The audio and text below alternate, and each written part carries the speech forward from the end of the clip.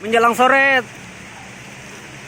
cuaca masih hujan deras. Ini kejadian baru-barusan karena kencangnya angin merobohkan sebuah pencucian berlokasi di Jalan Mekarjaya 1 Poros. Ini kaget tadi, hantung, tidak ada korban jiwa anda dari sini. Alhamdulillah tidak ada. Tapi suasana lalu lintas tetap aman dan kondusif. Ya, ini angin kencang tadi sertai hujan begitu deras.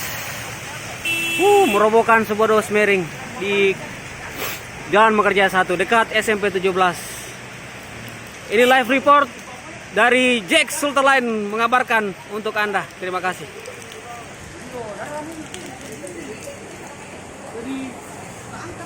Kenapa?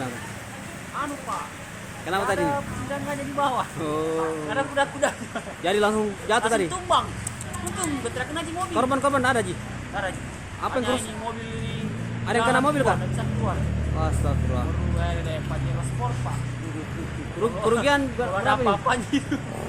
Nggak terjadi apa-apa, Ji? Aman. Oke. Ada juga pengusahaan apa ya? Nggak ada, Ji. Di sini sekitaran sini nggak ada yang kena rumah lagi. Nggak ada. Aman. Oke.